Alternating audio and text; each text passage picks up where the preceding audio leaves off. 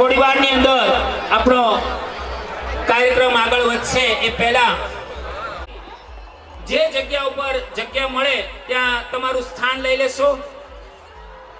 જેટલી શાંતિ હશે એટલી જ આપણા પ્રોગ્રામની મજા આવશે। આ પ્રોગ્રામ આપણા પટેલ સેવા સમાજનો થઈ રહ્યો ત્યારે હું વધાવીશું। તેમાં જગદીશ બાપુ ડમરાળા આપા ગીગાની જગ્યામાંથી પધાર્યા છે, એમને પણ જોરદાર તાળીઓથી આપણે વધાવીએ। સમક્ષ પધારી સ્ટેજ ઉપર પોતાનું સ્થાન લે છે, એમને પણ જોરદાર તાળીઓથી આપણે વધાવીએ।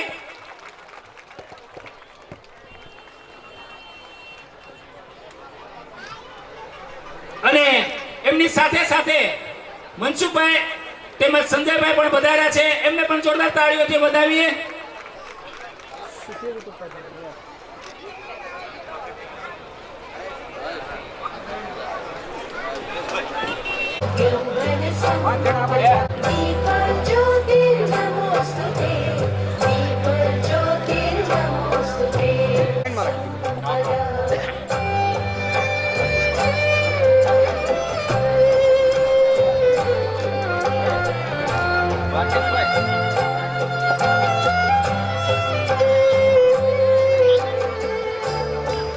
દીપ પ્રાગટ્ય થઈ રહ્યું છે ત્યારે આપણે સૌએ તાળીઓથી વધાવીશું।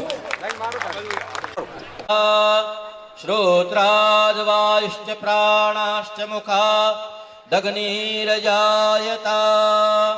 હરે ઓમ તદેવ લગ્નમ।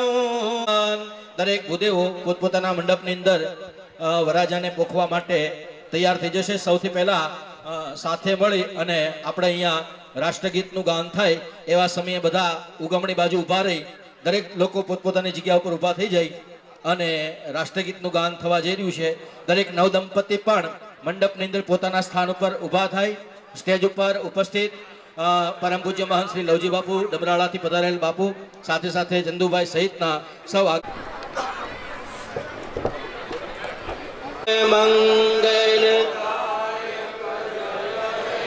ભારત ભાગ્ય વિધાતા દિવ્ય હિમાચલ યમુના ગંગા ઉજ્જવલ જલધિ તરંગ તવ શુભ નામે જાગે તવ શુભ જનગણ મંગલદાયક જય હે ભારત ભાગ્ય વિધાતા જય હે જય હે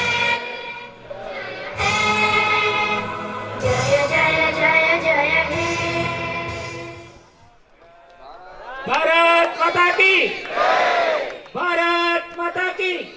અશ્વિનભાઈ ધામલિયા એ આપણા સ્ટેજ ઉપર પધારશે।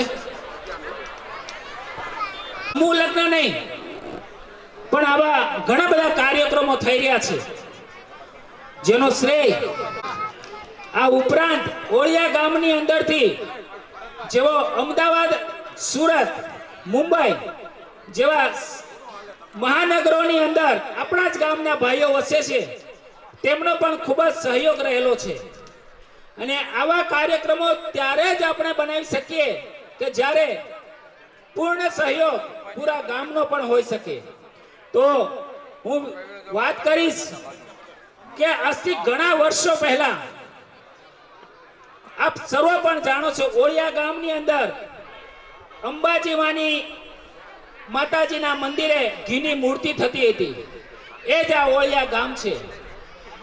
ત્યાર પછી ઓળિયા ગામની અંદર આજે 32 વર્ષથી સમૂહ લગ્નના કાર્યક્રમો થઈ રહ્યા છે, જેની અંદર 50 યુગલો અહીંયા પ્રભુતામાં પગલા પાડીને પોતાના નવ દાંપત્ય જીવન આગળ વધારી રહ્યા છે।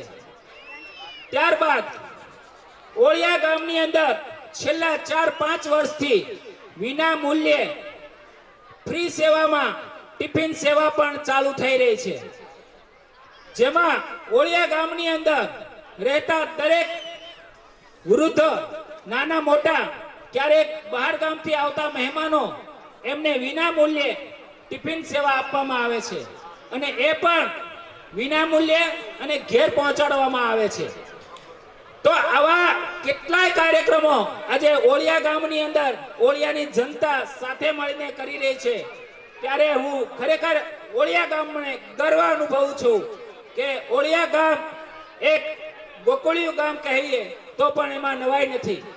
આ પ્રસંગે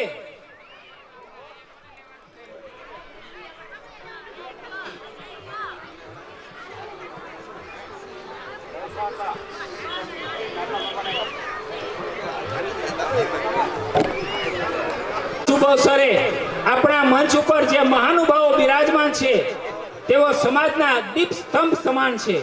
તેઓએ જીવનભર સમાજ સેવા, એકતા અને ઉન્નતિ માટે મહત્વપૂર્ણ યોગદાન આપ્યું છે. તેમનું આગમન આ પ્રસંગ અને શોભાને વધારી રહ્યું છે. તો એ મહાનુભાવોમાંથી હું શ્રી મહંત શ્રી લવજી બાપુને વિનંતી કરીશ કે તેઓ ખોડલધામ નેસડીથી પધાર્યા છે. આપણો સમૂહ લગ્ન હોય, બાપુને ગમે તેટલું કામ હોય અને ગમે તે જગ્યાએ આમંત્રણ મળેલું હોય તો છતાં પણ થોડો સમય આપણા સમૂહ લગ્નની અંદર આવતા હોય છે. તો અત્યારે બાપુ આપણી સમક્ષ પધાર્યા છે, તો હું નરેશભાઈ દેવાણી અને અતુલભાઈને વિનંતી કરીશ બાપુનું સ્વાગત કરશે અને ત્યારબાદ આપણે બાપુનો વાણીના અહીંયા આપશે, એના આપણે શાંતિથી સાંભળીશું. તો લવજી બાપુને વિનંતી કરીશ તેઓ સ્ટેજના અગ્રભાગમાં પધારશો અને આપણા પ્રમુખ શ્રી નરેશભાઈ દેવાણી અને અતુલભાઈને વિનંતી કરીશ તેઓ બાપુનું સ્વાગત કરશે. સ્વાગત વિધિમાં આપણે જોરદાર તાળીઓથી બાપુને વધાવીશું. તો શ્રી લવજી બાપુ આગળ સ્ટેજના અગ્રભાગમાં પધારશો અને લવજી બાપુને સાંભળવા એક પણ અમૂલ્ય લાભ છે, લાવો કહી શકાય. છેલ્લા 2-3 વર્ષથી હું લવજી બાપુને સાંભળું છું. ખૂબ જ સારી વાત હોય છે અને એમની વાતમાં કંઈક દમ હોય છે અને એવી જ વાત સાથે આપણા આ થતા હોય તો આપણે તાળીઓથી વધારશું. માનવતા મહેમાનોને નમ્ર વિનંતી, આજે આપણે ઓળિયા ગામના અંદર 32માં સમૂહ લગ્નની અંદર પધાર્યા છીએ અને સૌ સાથે મળી અને લવજી બાપાના આપણે અહીંયાથી આશીર્વાદ પણ લે.